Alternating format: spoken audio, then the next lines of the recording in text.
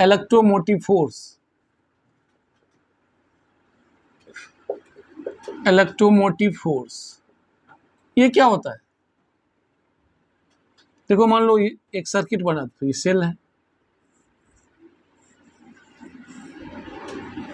External resistance, EMF capital E से, इसको वैसे ऐसे दिखाया जाता है, सिंप्लिसिटी के लिए ई लिख दो। इंटरनल रेजिस्टेंस स्मॉल आर, ये इलेक्ट्रोकेमिस्ट्री में डिटेल्स पर होगे, सेल किस तरह से बनाया जाता है। उसके अंदर दो मेटल प्लेट होते हैं, उसको क्या कहते हैं? इलेक्ट्रोड। जैसे हम सेल जो बनाते हैं इलेक्ट्रोकेमिस्ट्री में पढ़ोगे, ये इलेक्ट्रोलाइट होता है, इसमें मेटल के जो प्लेट इमर्ज किया हुआ रहता है पार्शियली, इसको कहते हैं इलेक्ट्रोड। ये दोनों क्या है? इलेक्ट्रोड। ये है इलेक्ट्रोलाइट। इलेक्ट्रोलाइट क्या होता है? ये ऐसा लिक्विड है जिसमें यदि करंट पास कराऊं तो ये क्या होगा? आयंस में डिसोसिएट हो जाएगा। जैसे मान लो यदि ये कॉपर सल्फेट का सॉल्यूशन है तो कॉपर 2+ और सल्फेट 2- में टूटेगा। H2SO4 है तो 2H+ सल्फेट 2-। तो इस तरह के लिक्विड को इलेक्ट्रोलाइट कहते हैं। ये जो मैं छोटा ये दिखा रहा हूं, ये इसी पूरे को दिखा रहा हूं। तो electromotive force is not a force, ये फोर्स नहीं होता। ये क्या होता है? ध्यान से समझना। 1 कूलम चार्ज को या यूनिट पॉजिटिव चार्ज को पूरे सर्किट में एक बार मूवमेंट कराने में, घुमाने में जितना एनर्जी की रिक्वायरमेंट होती है, that is EMF. It is the amount of work done to move unit positive charge throughout the complete circuit in 1 round including cell and resistor. पूरे, जैसे मान लो यहां से चला तो यहां तक पहुंचने में यूनिट पॉजिटिव चार्ज को जितना वर्क करना पड़ेगा, जितनी एनर्जी की रिक्वायरमेंट होती है, दैट इज इलेक्ट्रोमोटिव फोर्स। ठीक है? तो इलेक्ट्रोमोटिव फोर्स किस पे डिपेंड करता है? It depends on nature of electrolyte and metal of electrodes. Electrode किस मेटल का है उस पे डिपेंड करता है, और इलेक्ट्रोलाइट के नेचर पे डिपेंड करता है। It does not depend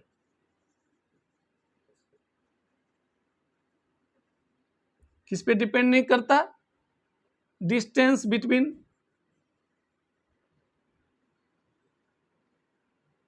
electrode. जैसे दो इलेक्ट्रोड होते हैं, एक को क्या कहते हैं? कैथोड, दूसरे को एनोड। उस पे डिपेंड नहीं करता, उसके डिस्टेंस पे। किस पे डिपेंड नहीं करता? Area emerged in electrolyte does not depend on concentration of electrolyte। इस सब पे डिपेंड नहीं करता। मेन डिपेंड करता है नेचर ऑफ इलेक्ट्रोलाइट एंड किस तरह का आपने मेटल इलेक्ट्रोड के लिए लिया है, इस दोनों पे डिपेंड करता है ईएमएफ। ईएमएफ क्या हो गया? यूनिट पॉजिटिव चार्ज को कंप्लीट सर्किट में मूवमेंट कराने में जितनी एनर्जी की रिक्वायरमेंट होती है, दैट इज 1 ईएमएफ। या फिर ये कहें 1 कूलम चार्ज को पूरे सर्किट में मूवमेंट कराने में जितना वर्क डन होता है जूल में, दैट इज ईएमएफ। समझ में आ गया? अब इसमें एक चीज होता है, इसके अंदर स्मॉल आर जो मैंने लिखा, दिस इज इंटरनल रेजिस्टेंस। ये क्या होता है? कंसेप्ट सीखो सिर्फ। Internal resistance, what is this? Resistance offered by electrolyte of cell. या फिर ये कि जो सेल हमारा रेजिस्टेंस ऑफर करता है, that is internal resistance. Freshly prepared cell के लिए इंटरनल रेजिस्टेंस हम 0 मानते हैं, कम से कम, बहुत कम, नए सेल के लिए। तो अब क्या होता है? ये internal resistance, resistance offered by the cell या by the electrolyte of the cell, ये किस पे डिपेंड करता है? इट डिपेंड्स ऑन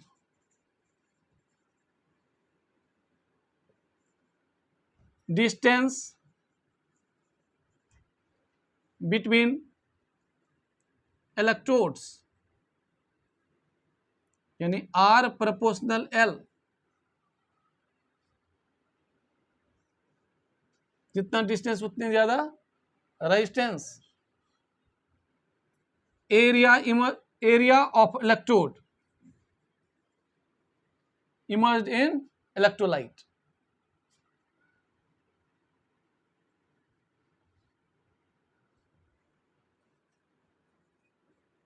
ये क्या होता है? R inversely proportional to area, जितना ज्यादा एरिया उतनी कम रेजिस्टेंस। थर्ड, ये किस पे डिपेंड करता है? Concentration of electrolyte, very important. Concentration यदि आप बढ़ा देंगे तो रेजिस्टेंस इंक्रीज करेगा। टेम्परेचर बढ़ाएंगे, रेजिस्टेंस डिक्रीजेज। तो this is the internal resistance offered by the electrolyte of the cell, या resistance offered by the cell. अब मेटल में जो रेजिस्टेंस होता है, बाहर के वायर जो कनेक्टिंग है, उसको कहते हैं एक्सटर्नल रेजिस्टेंस। तो अब जरा ध्यान से देखो पोटेंशियल डिफरेंस ईएमएफ में क्या रिलेशन है। तो इलेक्ट्रोमोटिव फोर्स का यूनिट क्या लेंगे हम? वोल्ट। जैसे पोटेंशियल डिफरेंस का लेते थे, तो ईएमएफ का क्या लेंगे यूनिट? वोल्ट। अब जरा ध्यान से देखना, यहाँ पे अब एक सर्किट समझा रहा हूं मैं, इस पे फिर एक दो न्यूमेरिकल कराऊंगा, कंसेप्ट क्लियर हो जाएगा। ध्यान से देखो, जैसे मैं सर्किट बना रहा हूं, ध्यान से देखना।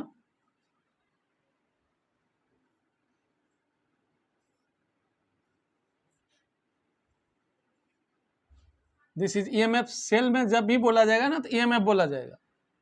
ई को क्या मैंने नाम दिया? EMF, electromotive force. यूनिट क्या होगा? वोल्ट, जो पोटेंशियल डिफरेंस का होता है।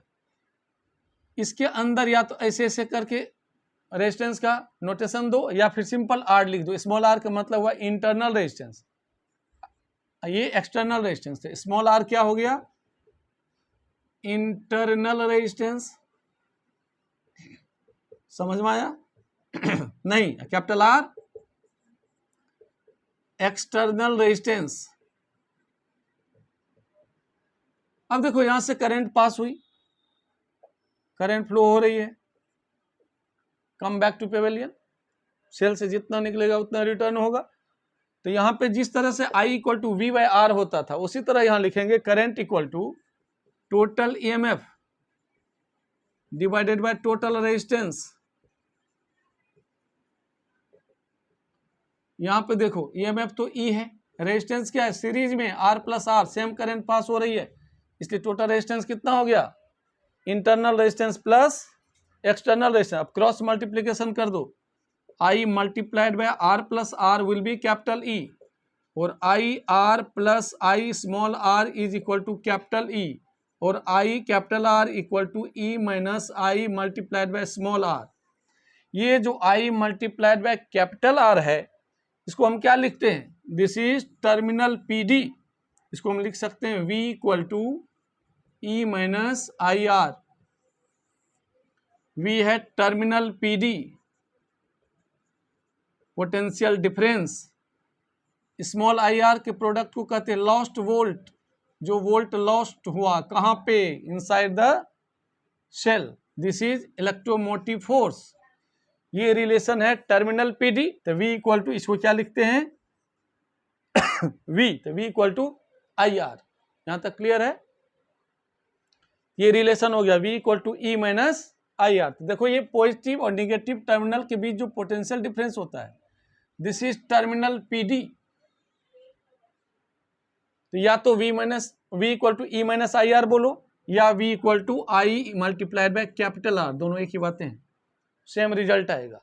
अब इस पे मैं एक छोटा सा न्यूमेरिकल दे रहा हूं, उसको देखो कैसे करते हैं। ठीक है, आगे बढ़े।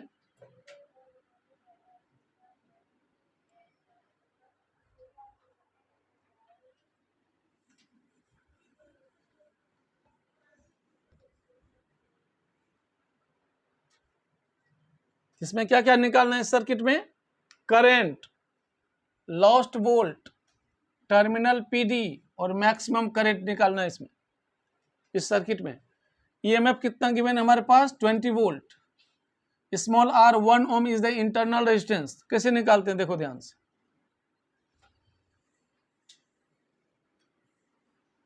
देखो करंट यहां से पास कर रहा है,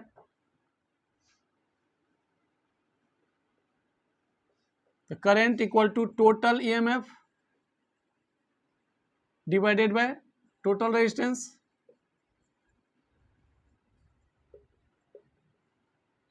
ईएमएफ कितना है 20, रेजिस्टेंस कितना है 3 + 1, 20/4, it will be 5 ampere. This is the first portion of the question. Current निकल गया। उसके बाद सेकेंड क्या निकालना था, lost volt. Lost volt is equal to small I into small R, current multiplied by internal resistance. Current कितना है 5, internal resistance 1, this will be 5 volt. Third, terminal PD. Terminal PD means V, तो V equal to या तो I multiplied by capital R, तो I देखो 5 multiplied by 3 15 volt, या फिर V equal to E minus IR 20 - 5 15 volt. Last portion यहां तक clear है। फोर्थ हमने कहा था मैक्सिमम करेंट, तो आई मैक्सिमम क्या होता है जब एक्सटर्नल रेजिस्टेंस 0 हो, E by small r 20/1, this will be 20 ampere. This is the maximum current. Clear? मिटा दो, मिटा दो। अब देखो,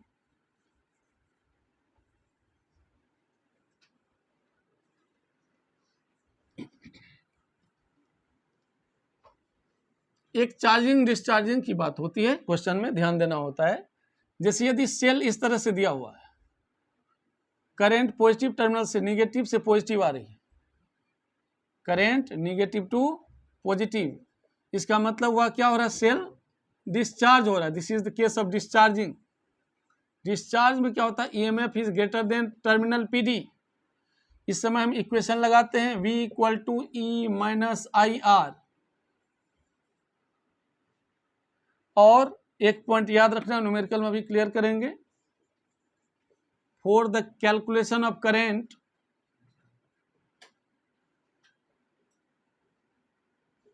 sign of EMF is taken to be positive।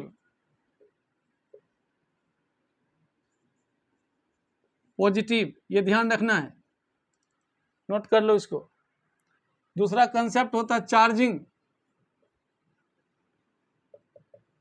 इस केस में आप पहचानोगे कैसे, तो इस तरह से क्वेश्चन में दिया रहेगा, करंट इस तरह से आ रही है पॉजिटिव से निगेटिव की तरफ।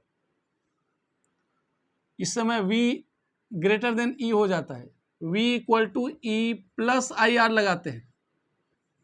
Terminal PD should be more than EMF। इस समय for the calculation of current,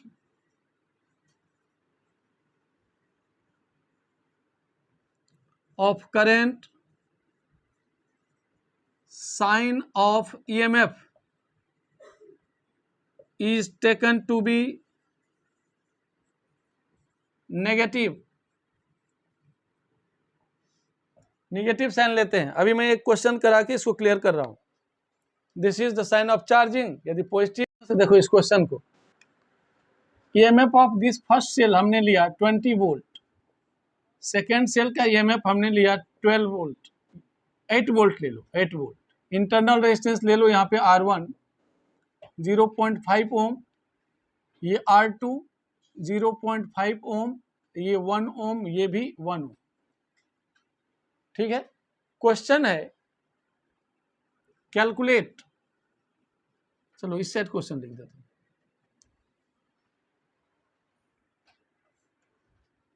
calculate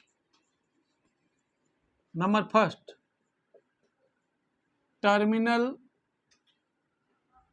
PD of each cell. हर एक सेल का टर्मिनल पीडी बताओ। Second, let this is point number A, this is point number B। Potential difference between A and B, ये question करना है। कैसे करोगे?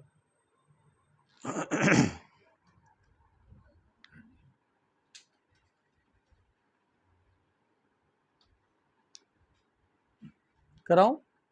देखो,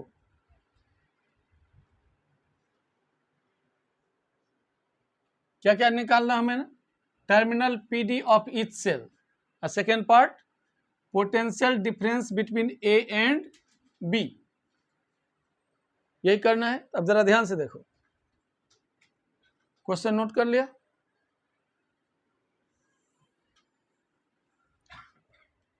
करंट पास करा दो जिसका वोल्टेज ज्यादा है वहां से कम की तरफ, आई आई एक ही पाथ है, सेम करंट पास होगा। अब देखो ध्यान से, ऊपर वाला निगेटिव से पॉजिटिव जा रही है, मींस डिस्चार्जिंग। फर्स्ट सेल क्या हो रहा है, E1 वाला सेल क्या हो रहा है, डिस्चार्जिंग हो रही है इसकी। E2 positive to negative charging हो रही है इसका। हमने क्या कहा था, for the calculation of current discharging का साइन निगेटिव पॉजिटिव और चार्जिंग वाले का नेगेटिव, तो total current equal to total EMF plus total resistance, total resistance. तो EMF कितना हो गया, पॉजिटिव हो गया E1, 20 minus 8 whole divided by, देखो चार्जिंग का sign for the calculation of current क्या लेते हैं, नेगेटिव, तो E2 का क्या साइन लेंगे, माइनस। E1 क्या हो रहा है, डिस्चार्ज, इसका साइन क्या लेंगे, पॉजिटिव। अब देखो same current passes through all resistors, चाहे इंटरनल रेजिस्टेंस हो या एक्सटर्नल, तो all are in series. Resistance sum कर दो, 1 प्लस 0.5 प्लस 0.5 प्लस 1, तो 1 प्लस 0.5 इंटरनल प्लस 1, तो टोटल कितना हो गया, 12 divided by 3, 4 ampere will be the current. तो करंट की वैल्यू कितनी हुई, 4 एम्पियर। क्लियर है? ठीक है। अब देखो हमसे क्वेश्चन पूछा जा रहा है, calculate terminal potential difference of each cell. तो सबसे पहले मान लो ऊपर का हम निकालते हैं, ध्यान से देखना। टर्मिनल करंट कितना हुआ, 4 एम्पियर। फर्स्ट सेल देखो क्या हो रहा है, फर्स्ट सेल ऐसा है, EMF is 20 volt, internal resistance 0.5 ohm, current 4 ampere, तो V equal to E minus IR। E1 कितना है, 20, करंट कितना है, 4, internal resistance 0.5, 20 minus 2, it will be 18 volt. This is the terminal PD। देखो डिस्चार्जिंग में terminal PD is less than EMF। Clear हो गया? अब सेकेंड नीचे वाला सेल देखो, ये क्या हो रहा है, चार्ज हो रहा है। ध्यान से देखो, नीचे के सेल को ऐसे लिखो, करंट ऐसे पास हो रही है, कितना, 4 एम्पियर। EMF कितना है इसका, 8 वोल्ट। इंटरनल रेजिस्टेंस कितना है, 0.5 ओम। तो देखो V equal to E2 plus IR2, charging में यही लिखते हैं ना, V equal to E plus IR। V कितना है, 8 plus 4 into 0.5, 8 plus 2, it will be 10 volt. Clear? तो टर्मिनल PD कितना हो गया, फर्स्ट सेल का 18 लेस देन 20, सेकेंड का 10 मोर देन 8। तो चार्जिंग में EMF ज्यादा होता है, टर्मिनल PD कम, और डिस्चार्जिंग में, डिस्चार्जिंग में, सही तो बोला, EMF ज्यादा होता है डिस्चार्जिंग में, और चार्जिंग में EMF कम होता है। अब सेकेंड क्वेश्चन हमने इसमें दिया है, potential difference between A and B, कैसे निकालेंगे, ध्यान से देखो। कोई भी सर्किट ले लो, या ऊपर या नीचे, अपर पार्ट या लोअर पार्ट। जैसे मान लो मैं सबसे पहले ऊपर पार्ट ले रहा हूं, A से B तक, A से B तक ऐसा है, ध्यान से देखना। This is B point, this is A point, this is E1, कितना है E1 20 volt, this is 1 ohm, this is internal resistance 0.5 ohm, current की वैल्यू कितनी 4 ampere. We have to calculate potential difference between A and B. It means VAB equal to E minus I R, कहाँ से कहाँ तक, A से B। फर्क यही है, टर्मिनल PD में हम सिर्फ इंटरनल रेजिस्टेंस लेते थे, या किसी और पॉइंट के अबाउट हो तो वहां तक जितना भी रेजिस्टेंस है सारा लेंगे रिजल्टेंट। तो ये E1 कितना हो गया 20, करंट क्या था 4, रेजिस्टेंस कितना होगा 1 plus 0.5, 20 minus 4 multiplied by 1.5, 20 minus 6, 14 volt. This is the answer. यदि हम लोअर सर्किट लें तो भी सेम आंसर आएगा, देख लो। मान लो मैंने नीचे वाला लिया तो VAB E2 plus I RAB, और VE2 कितना है 8 वोल्ट, प्लस करंट है 4, रेजिस्टेंस A2 भी कितना 1 प्लस 0.5 1.5, 8 प्लस 6 14 वोल्ट। किसी भी तरीके से या तो अपर वाला पार्ट लो या लोअर, सेम आंसर आएगा। यहां तक क्लियर है? एक छोटा क्वेश्चन और करा देता हूं इस पर, ठीक है, मिटा दूं।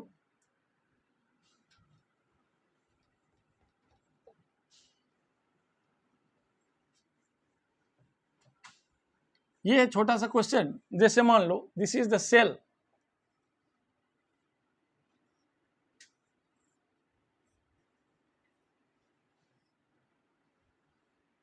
EMF is 20 volt, no internal resistance, 3 ohm, 2 ohm। यहाँ पे अर्थिंग क्या हुआ है, this is the sign of earthing,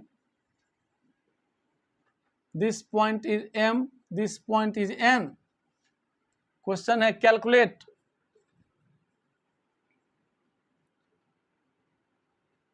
potential, not potential difference, potential number first at M point का, नंबर सेकेंड एट N, इस दोनों पॉइंट का पोटेंशियल बताओ। Let this is P point, हमसे क्वेश्चन पूछ रहा है M पॉइंट का पोटेंशियल और N पॉइंट का पोटेंशियल बताओ। तो जरा ध्यान से देखो, यहां से करंट पास कराते हैं।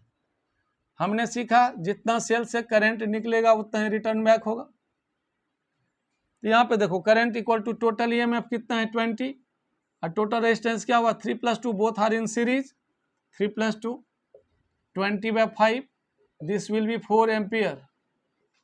करंट की वैल्यू निकल गई। ओम्स लॉ से V equal to IR, V is potential difference. मान लो हमने यहां से यहां तक सिर्फ लिया एक, तो VM minus VP equal to current कितना है 4 मल्टीप्लाइड बाय रेजिस्टेंस, इसके बीच में कितना है 3। तो VM अर्थिंग वाले पॉइंट का रेजिस्टेंस 0 होता है, तो VM माइनस 0 इक्वल टू 12, और VM इक्वल टू 12 वोल्ट।